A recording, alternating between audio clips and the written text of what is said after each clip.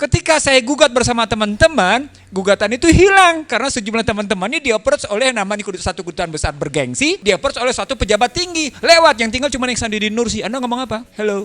Pengalaman pribadi nih. Gue tinggal sendirian ketika gugat undang-undang kayak gini. Itu ngelihatnya. Jadi sorry, saya ingin mengatakan sama Anda, saya bukan pesimis, justru saya optimis. Optimis apa? Optimis ambruk. Siapapun presidennya, neoliberal penguasanya. Karena sistemnya sudah ultra neoliberal. Dan itu terstruktur rapi lewat sistem perundang-undangan dari zaman reformasi hingga hari ini. Bahkan diperkokohnya namanya oleh amandemen Undang-Undang Dasar 2002. Maka ketika kita sibuk-sibuk dengan pemilu 2024, sorry itu saya ya Anda boleh mimpi deh ada perbaikan. Gak apa-apa lah, namanya juga mimpi, bagus-bagus aja. Silakan mimpi, gak apa-apa. Tapi kalau kemudian Anda tetap tersesat, silakan nikmati ketersesatan.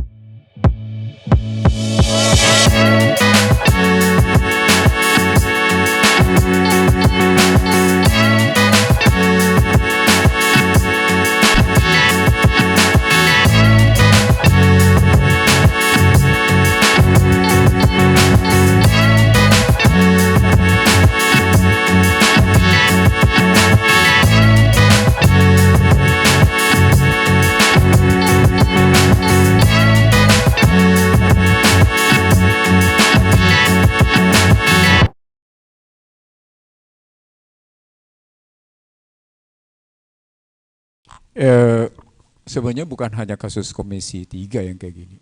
Ya, oke. Tapi kita fokus Komisi 3 dulu. Oke, secara umum administratif itu memang bisa menjadi palang pintu. Jadi palang pintu. Palang pintu. Iya, jadi bisa. Dan itu bukan, makanya saya bilang bukan hanya Komisi 3.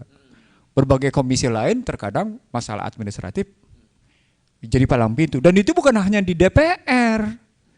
Di eksekutif juga paling pintu administrasi. MPR sama begitu juga. Semua. Jadi ini yang disebut dengan politik administratif. Satu. Yang kedua, memang kalau tanpa persetujuan dari ketua bidang yang ada di DPR-nya, ya nggak bisa keluar. Itu memang begitu. Prosedurnya begitu. Memang begitu. Jadi nggak bisa keluar. Ini bidang hukum. Siapa di bidang hukum di DPR-nya yang bersama Puan, siapa wakilnya saya lupa, nggak tahu siapa gitu ya. Sekarang dari Golkar Pak Ludwig Paulus ya untuk bidang Polkam itu. Siapa? Pak Ludwig Frederick Paulus ya. Ya. Oh Sekjen, Oke. Ya kita bisa ngerti lah, udah bisa ngerti lah itu. Jadi yang saya mau sampaikan adalah itu akan melakukannya begitu gitu. Yang berikutnya adalah kalau kita ngambil begitu, maka problem besar pada bangsa ini adalah yang kita tidak ketahui dan kemudian kita baru sadar belakangan. Kenapa saya bilang Komisi 3 ini begini? Begini. Soal Komisi 3 dengan Mahfud Ditunda itu kan cuma sekedar rapat dengar pendapat atau rapat kerja. Rapat kerja. Anda tahu nggak bahwa yang namanya DPR diamputasi ketika hasil pansusnya nggak bisa dijalanin? Hasil pansusnya nggak bisa dijalanin. Yang di dalam hasil pansus itu ada pembuktian strategic transfer pricing. Dan itu bukan cuma kerja DPR, itu kerja dari berbagai instansi membuktikan ada pengalihan pendapatan menjadi biaya. Nggak bisa jalan. Jadi soal Komisi 3 terhadap Mahfud sepele. Wong ini ada hasil pansus. Ada hasil pansus yang nggak bisa dijalanin sama DPR. DPR-nya enjoy itu. DPR-nya enjoy bukan hanya seluruh komisi enjoy, nggak bisa ngomong apa-apa. Terdikte seperti itu. Jadi apa yang bisa kita harapin? kalau saya udah nggak ada lagi ada harapan di situ. Anda nggak mengharapkan apa-apa itu ya dari sini ya? Loh, ini bukan kasus baru Hersu. Ini kasus yang saya bilang tadi, kasus 2016. Sudah 7 tahun. Kayak gitu. Dan terus berjalan kayak gitu. Dalam rekayasa politik hukum. Salah satu bentuk rekayasa politik hukum adalah hasil pansus tidak bisa dijalankan. Bahkan, saya terusin sedikit. Diubah undang-undangnya sehingga DPR tidak punya suasana untuk memaksa DPR, memaksa eksekutif menjalankan hasil pansus. Anda ngomong apa? Ayo. Itu kejadian di era Joko Widodo ini, kejadian seperti itu gitu loh. Jadi rekayasanya bukan cuma sekedar rekayasa politik administratif, rekayasa perundang-undangan gitu. Jadi law engineeringnya kalau pakai bahasa hukum, law perekayasan hukumnya itu sudah jauh sekali, sudah demikian dalam gitu. Oke. Jadi ini patut dicurigai ada bagian dari proses itu ya? Iya, suka tidak suka, memang faktanya begitu gitu. Walaupun saya membaca menurut Wakil Ketua di Komisi 3, Ahmad Saroni, besok itu PPATK akan dipanggil. Tapi saya kira PPATK kan punya keterbatasan. Kalnya begini Hersu, kalnya begini. PPATK sudah punya hasil, itu kan analisis transaksi keuangan. Kalau kita sekarang, kalau betul-betulnya namanya Komisi 3 berani, sekarang dia bisa meminta yang namanya BPK melakukan investigasi audit pada seluruh investigasi audit loh. Investigasi audit pada minimal pada 3. Kenapa saya tadi memulai dengan persoalan gagas Joko Widodo yang kemudian dia telan sendiri ludahnya gitu ya. Karena pada hakikatnya Dirjen Pajak itu pegang 4 undang-undang. Ada 4 undang-undang, ketentuan umum perpajakan, pajak penghasilan, pajak pendapatan, undang-undang keuangan negara, itu sampai kayak gitu posisinya. Nah sekarang dihadapkan lagi namanya Dirjen Pengelolaan Pembiayaan Resiko, dihadapkan lagi sama Dirjen Anggaran dan Kekayaan Negara. Itu audit aja bisa-bisa, tapi investigasi, kasih batas waktu. Terusin sedikit, kalau nggak bisa bikinin tornya saya deh gratis. Gue bikinin tornya gratis gitu. Ya. Ini tapi sebenarnya angka 300 triliun itu kalau kita breakdown nggak terlampau mengagetkan karena orang sekelas Rafael Alun saja itu 500 miliar kan. Dan ini total 467. Kalau kita bagi rata-rata itu sekitar 650 miliar. Ya jadi sebenarnya itu orang memang terkejut-kejut dengan angka 300 miliar. Tapi begitu di breakdown itu kecil sebenarnya. Iya gitu. memang, makanya dari sejak awal begini, saya ingin mengatakan begini kepada Hersu dan pemirsa FMN sekalian.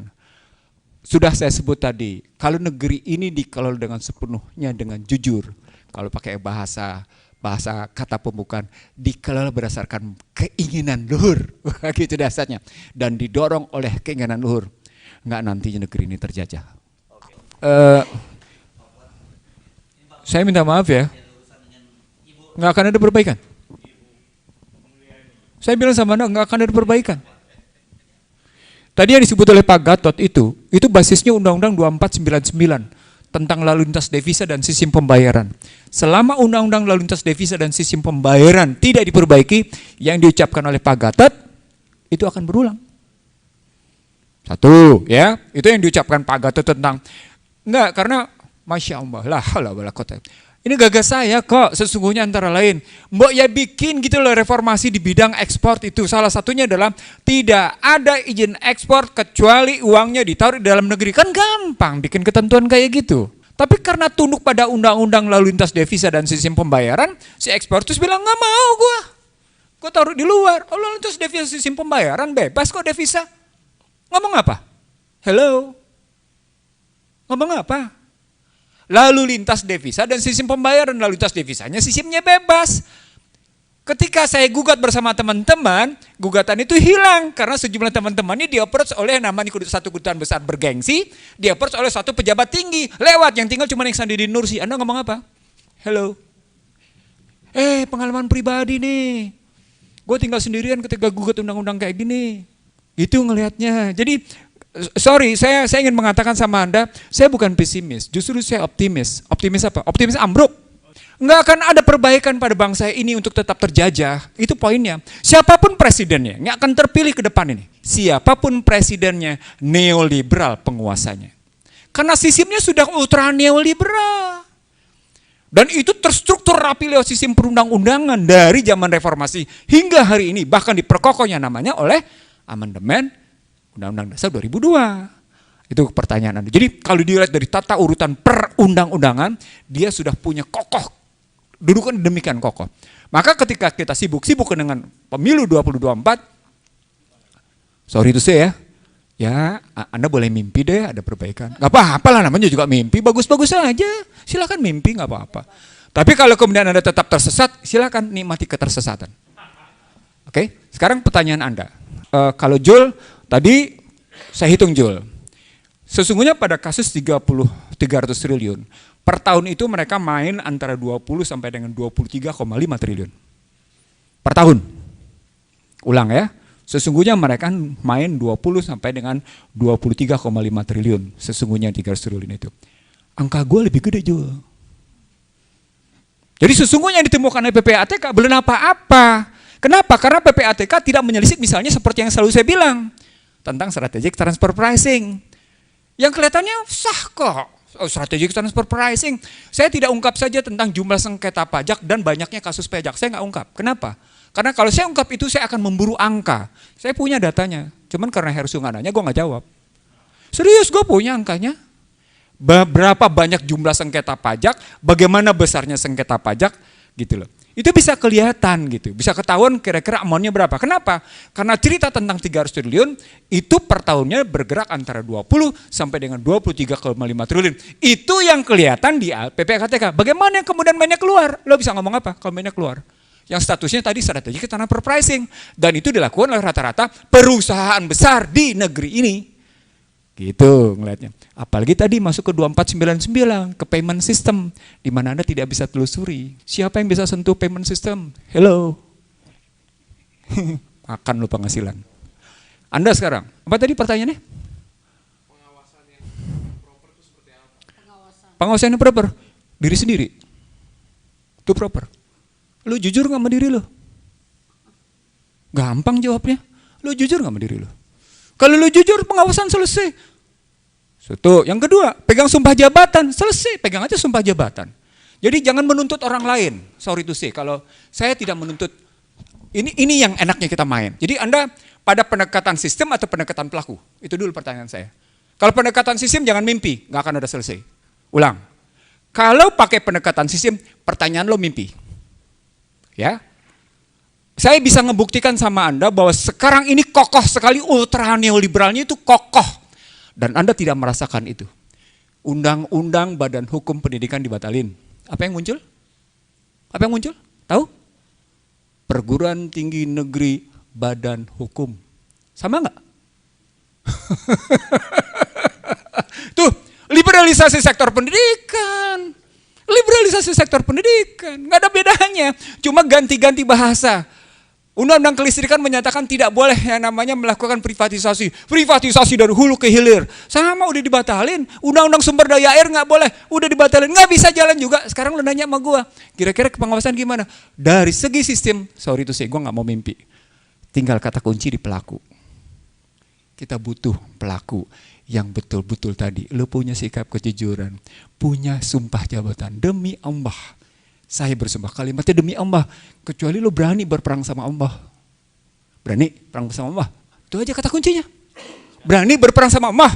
Kalau berani, Mereka berani semua. berani semua ya. Oke. Saya omongan Anda bilang tadi berani semua. Saya ingat omongan Pak Gatot. Ketika Pak Gatot menyatakan secara terbuka, mereka sudah bangkit sesungguhnya. Itu problem besarnya. Maka tidak heran ketika kalimatnya adalah jangan pamer, di belakang kaya nggak apa-apa walaupun lo korup. Kan kalimatnya jangan pamer. Kan gitu kalimatnya. Nah artinya ketika tadi Pak Gatot bilang ada 1 triliun, balik lagi. Jangan pamer dong bahwa lo terima 1 triliun. Itu kan artinya ada sistem yang busuk yang mau ditutup-tutupin. Asal nggak ketahuan nggak apa-apa kan sistemnya busuk. Nggak apa-apa dong. Orang sistem sudah busuk. Saya kira gitu jawaban saya Ruth.